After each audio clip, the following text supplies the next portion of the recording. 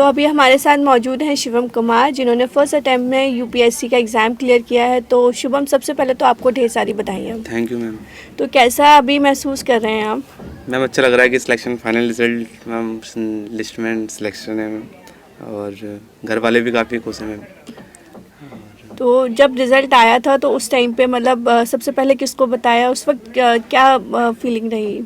Ma'am result आया था तो मैंने पहले अपने मदर को बताया था, क्योंकि वो किचन में काम कर रही थी। जब भी मैंने बता दिया था कि रिजल्ट सिलेक्टेड हो गया हूँ डिप्टी एसपी के लिए, तो काफ़ी खुश हुई। और पापा मम्मी और वो चाहते थे कि ना उनका बेटा मतलब सिविल सर्विसेज ज्वाइन करे। आयोग मतलब काफ़ी इस बार काफ़ी फास्ट रहा है कि उन्होंने 10 महीने के अंदर फाइनल रिजल्ट दे दिया। तो क्या तैयारी रही आपकी एग्ज़ाम को लेकर के? मैम तैयारी तो ये है कि बेसिक किताबें मैंने कंप्लीट कर रखी थी अपनी, जो भी जो कोर कॉन्सेप्ट होते हैं, कोर सब्जेक्ट। उसके बाद मैंने करंट अफेयर के लिए भी मैगज़ीन वगैरह जो आती है, और न्यूज़पेपर में पढ़ता था डेली, तो उससे मेरे कॉन्सेप्ट क्लियर रहते थे कि हाँ, क्योंकि न्यूज़पेपर पढ़ लिया फिर मैगज़ीन में आ गया तो मतलब ब्रॉड मतलब कॉन्सेप्ट क्लियर हो जाता था बिल्कुल। मतलब हम कह सकते हैं कि हमारे बेसिक कॉन्सेप्ट जो हैं वो हमेशा क्लियर रहने चाहिए इस हाँ मैम। एग्ज़ाम्स को क्लियर करने के यस लिए। मैम। तो कितने घंटे आप डेली पढ़ाई किया करते थे मैम कोचिंग के डेली अलावा? का तो मैम शेड्यूल ये है कि 8 घंटे तो मिनिमम पढ़ने ही है। और वैसे मैम ये है पढ़ना ही काम था मैम, पढ़ाई लिखाई मैम की 8-10 घंटे में डेली पढ़ना था मैम की। रूटीन में डिसिप्लिन होना चाहिए कि पढ़ाई में, मतलब डिसिप्लिन के आज हम 1 घंटा पढ़ लिए, कल 2 घंटे, ऐसा नहीं। मतलब जैसे रूटीन, या तो हमें 6 घंटे पढ़ने हैं तो डेली 6 घंटे पढ़ने पड़ेंगे। और जैसे रूटीन में नहीं रहते, सब्जेक्ट भी हमारे कमांड रहती है, हम डेली पढ़ेंगे, उन्हें डेली रिवाइज करेंगे। तो मतलब सब्जेक्ट्स को लेके क्या स्ट्रेटजी रहती है कि हमें पहले क्या पढ़ना चाहिए? जो हमारे वीक सेक्शंस हैं पहले उनको क्लियर करें, या जो हमारे स्ट्रॉन्ग सेक्शंस हैं उनको हमें ज़्यादा टाइम देना है? तो कैसी आपकी स्ट्रेटजी क्या हम है? ये कि जो हमारे स्ट्रॉन्ग जो पोर्शन होता है उसे मतलब पढ़ते रहना चाहिए, क्योंकि जब वो स्ट्रॉन्ग है तो मतलब वो स्ट्रॉन्ग ही बने रहने चाहिए। और जो वीक है मैम उन पे थोड़ा सा ये है कि ध्यान दे लो कि वो वीक है, उन्हें भी थोड़ा सा ओवरकम करा जाए, उसको वीकनेस क्या क्या आ रही है हमारी। और रेगुलरिटी मतलब मेन जो वीकनेस है क्यों आ रही है, हमें इसे ओवरकम करना चाहिए। और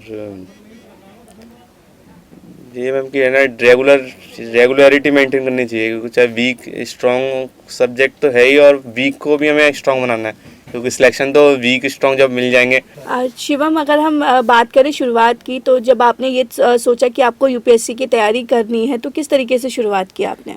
मैंने क्या बोलते हैं 1 साल तो मैंने क्या बोलते हैं एनसीईआरटी पे ही फोकस करा था, जो सर की गाइडेंस रही थी, अमित सर की गाइडेंस, और centre for ambition and yes mentor, उसमें एनसीईआरटी की उसमें काफ़ी मैंने क्लासेस वगैरह ली थी।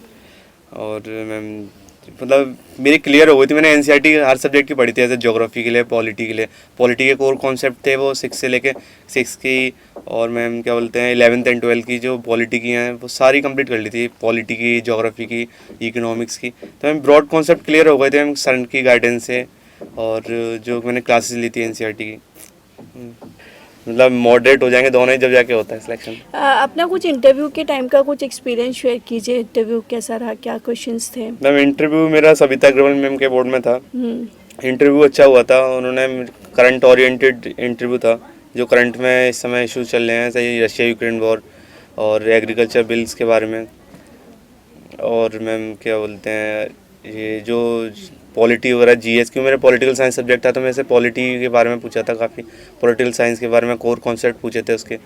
और इंटरव्यू काफ़ी अच्छा रहा था। वैसे इंटरव्यू में भी मैं खुद से सारे बोर्ड मेंबर खुश हो गए थे, तो मैं इंटरव्यू के लिए तो मैं पूरा मतलब श्योर था कि इंटरव्यू तो मेरे अच्छे नंबर आएंगे इंटरव्यू में। तो और बस तो आगे की क्या स्ट्रेटजी है अब इस सेवा आयोग में आने के बाद? आगे कैसे देश की सेवा में अपना टाइम देंगे, क्या सोचा है आगे के लिए?